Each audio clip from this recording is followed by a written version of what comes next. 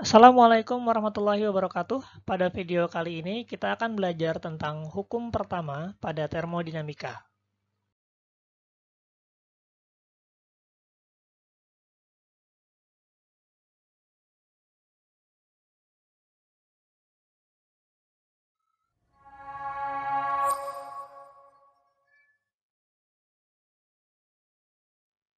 Hukum pertama termodinamika juga dikenal sebagai hukum kekekalan energi atau Law of Energy Conservation yang menjelaskan hubungan antara kalor, perubahan energi dalam, dan usaha, di mana Q sama dengan delta U ditambah W. Yang berarti bahwa energi yang berpindah menuju sistem dalam bentuk kalor adalah sama dengan perubahan energi termal atau energi dalam sistem tersebut ditambah dengan usaha yang dilakukan oleh sistem tersebut. Dalam ilustrasi ini, kita bisa lihat bahwa kalor yang diberikan kepada fluida dalam kontainer oleh pemanas, yaitu Q, menyebabkan dua hal. Yang pertama, kenaikan energi dalam fluida yang direpresentasikan dalam bentuk kenaikan suhu dan perubahan wujud fluida tersebut, serta yang kedua adalah usaha yang dilakukan oleh gas tersebut untuk memutar turbin. Inilah prinsip yang digunakan dalam pemanfaatan energi geotermal, di mana magma atau batu panas yang tersimpan di kedalaman memberikan kalor kepada fluida yang ada di reservoir, sehingga fluida tersebut mengalami kenaikan suhu dan perubahan wujud menjadi gas. Gas yang naik ke permukaan melalui pipa memiliki tekanan yang tinggi untuk kemudian digunakan untuk memutar turbin yang ada di pembangkit listrik tenaga panas bumi. Kita bisa katakan bahwa termodinamika adalah ilmu yang mempelajari hubungan antar berbagai bentuk energi, perubahan antar bentuk energi tersebut, serta keadaan dari sebuah sistem. Pada contoh sebelumnya, kita pahami bahwa perputaran turbin itu diakibatkan oleh kerja W yang dilakukan oleh gas. Sekarang, kita akan meninjau suatu sistem di mana kerja digunakan untuk mendorong penutup sebuah kontainer yang berisi gas. Dalam hal ini, kerja digunakan untuk mengembangkan atau memampatkan gas tersebut. Maka dapat kita katakan bahwa elemen usaha yang dilakukan oleh gas dW sama dengan gaya dorongnya F dikalikan dengan elemen perpindahan dari tutup tersebut, yaitu ds. Karena gaya dorong persatuan luas A sama dengan tekanan P, sehingga F sama dengan P dikalikan dengan A. Kemudian, jika kita perhatikan pada gambar, maka perubahan volume sebelum dan sesudah proses termodinamika ini adalah luas penampang dari tutup tersebut, yaitu A dikalikan dengan ds.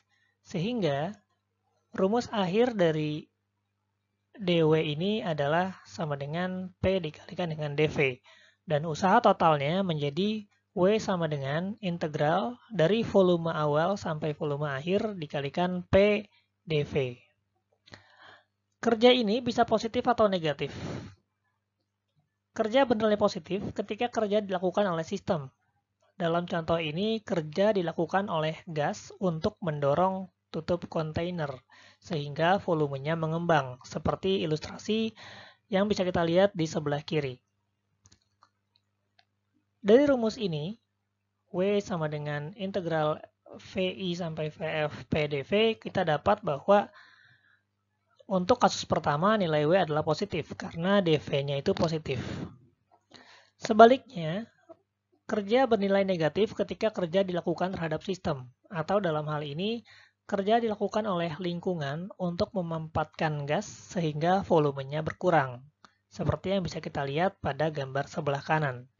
Dan W pada rumus yang tadi itu bernilai negatif karena dV-nya juga bernilai negatif. Proses berubahnya keadaan sebuah sistem dari keadaan awal ke keadaan akhir dinamakan proses termodinamika. Dan kerja yang dilakukan dalam proses termodinamika tersebut yaitu W sama dengan P dikalikan delta V adalah sama dengan luas daerah di bawah kurva perubahan keadaan tersebut. Bisa kita lihat pada gambar di sini bahwa kurva bergerak dari initial state ke final state, di mana dari initial state ke final state ini terjadi perubahan atau kenaikan volume. Dan usaha yang dilakukan oleh sistem tersebut adalah W sama dengan P dikalikan delta V, yaitu luasan dari persegi panjang ini. Berdasarkan besarnya usaha yang dilakukan untuk mengubah keadaan sebuah sistem atau berdasarkan jenis usahanya, maka terdapat beberapa proses termodinamika yang fundamental, yaitu yang pertama adalah proses isobarik, yaitu proses termodinamika dalam tekanan yang konstan. Yang kedua, proses isohorik, yaitu proses termodinamika dalam volume yang konstan. Yang ketiga, ada proses isotermal, yaitu proses di mana temperaturnya dijaga konstan. Dan proses yang keempat, yaitu proses adiabatik, di mana tidak ada transfer kalor pada proses tersebut. Secara grafik dapat kita lihat di grafik sebelah kiri. Sekarang kita akan masuk ke penjelasan lebih mendetail tentang keempat proses termodinamika yang sebelumnya. Proses pertama yaitu proses isobarik atau proses termodinamika dalam tekanan tetap. Dalam tekanan tetap atau tekanan yang dibiarkan tetap, maka kalor yang diberikan hanya akan mempengaruhi perubahan volume dan perubahan temperaturnya saja. Bisa kita lihat di gambar tersebut, tekanan yang diterima oleh tutup kontainer itu nilainya tetap. Artinya, gas yang ada di dalam kontainer tersebut akan memberikan kerja pada tutup tersebut. Besarnya kerja yang dilakukan adalah W sama dengan P dikalikan dengan delta V, di mana delta V adalah perubahan volume ruang di dalam sistem tersebut. Dalam kasus ini berlaku hukum termodinamika pertama, yaitu Q sama dengan delta U ditambah W, di mana semua komponen ini ada. Q-nya ada, yaitu kalor yang diberikan dari lingkungan, kemudian delta U-nya adalah perubahan energi dalam hal ini perubahan temperatur yang dialami oleh gas, dan W-nya adalah usaha yang dilakukan oleh gas tersebut. Proses yang kedua adalah proses isohorik atau proses dalam volume konstan.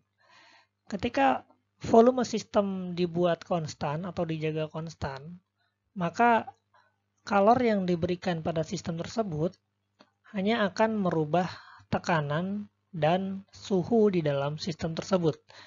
Bisa kita bayangkan kalau misalnya sistem ini dicegah untuk mengembang, maka tentu temperaturnya akan terus meningkat, serta tekanannya pun demikian. Pada proses ini, karena tidak ada perubahan volume, maka tidak ada usaha yang dilakukan oleh sistem, artinya W sama dengan 0. Sehingga, hukum pertama termodinamika tadi, nilai W-nya 0 dan Q sama dengan perubahan energi dalam. Artinya, kalor yang diberikan sepenuhnya digunakan untuk merubah energi dalam. Proses yang ketiga yaitu proses isotermal adalah proses di mana temperatur dari suatu sistem itu dijaga konstan. Dalam proses ini, kalor yang diberikan kepada sistem itu digunakan untuk mengubah tekanan di dalam sistem serta mengubah volume ruang dalam sistem tersebut. Oleh karena itu, persamaan kerja yang dilakukan oleh sistem itu menjadi sebagai berikut, di mana dalam hal ini kita merujuk kepada persamaan gas ideal yang menyebutkan bahwa P dikalikan dengan V atau tekanan dikalikan dengan volume sama dengan N dikalikan R dikalikan T. Sehingga W sama dengan N RT dikalikan logaritma natural dari tekanan akhir dibagi volume akhir dibagi dengan volume awal. Dalam hal ini, karena temperaturnya dijaga konstan, maka energi dalam dari sistem tersebut juga konstan. Artinya adalah energi kalor yang diberikan, maka seluruhnya akan digunakan untuk melakukan kerja. Ini merupakan contoh dari proses yang ideal. Kenapa saya bilang demikian? Kalian bisa bayangkan kalau misalnya seluruh energi yang diberikan oleh bahan bakar sebuah mobil atau motor digunakan untuk melakukan kerja atau memutar roda. Dan tidak ada energi yang diubah menjadi panas. Artinya mesinnya tidak panas. Dan semua energi yang diberikan oleh si bahan bakar digunakan untuk memutar roda. Maka itu akan sangat efisien sekali. Proses yang terakhir adalah proses adiabatik. Dalam proses ini, sistem kita dijaga agar tidak mengalami perpindahan kalor baik dari dalam keluar maupun dari luar ke dalam sistem. Ya, jadi tidak ada heat transfer di sini. Karena sistem kita dijaga oleh yang namanya insulator. Karena tidak ada heat transfer, maka Q sama dengan 0. Artinya, delta U sama dengan minus W. Maksudnya apa? Artinya adalah bahwa kalau misalnya sistem melakukan kerja, maka energi dalam sistem akan berkurang. Ya, bisa kita lihat di ilustrasi ini. Ketika sistem melakukan kerja untuk expanding gitu ya, maka suhu dari dalam sistem tersebut akan berkurang. Gitu.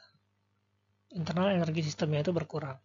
Kemudian juga sebaliknya, kalau misalkan kalian bayangkan kita menekan sebuah sistem dengan sangat cepat, ya, sehingga tidak ada waktu untuk kalor berpindah. Ketika kita menekan sebuah sistem secara cepat, maka suhu dalam sistem tersebut juga akan bertambah. Kebalikannya dari yang ini. Itulah penjelasan tentang keempat proses dasar dalam termodinamika. Yang harus diperhatikan adalah hati-hati ketika kita memilih tanda dari nilai perpindahan kalor ataupun dari nilai kerja yang dilakukan. Pahami benar-benar apakah kalor itu diberikan kepada sistem atau diberikan oleh sistem kelingkungan. Kemudian perhatikan juga apakah kerja dilakukan oleh sistem atau kerjanya dilakukan terhadap sistem. Dari penjelasan saya yang sebelum-sebelumnya, saya menjelaskan tentang apa yang saya ilustrasikan, yaitu ketika kalor diberikan pada sistem dan juga kerja dilakukan oleh sistem. Saya harap kalian bisa memahami kondisi ketika terjadi sebaliknya. Itu saja yang bisa saya sampaikan. Terima kasih banyak. Akhir kata saya ucapkan Assalamualaikum warahmatullahi wabarakatuh.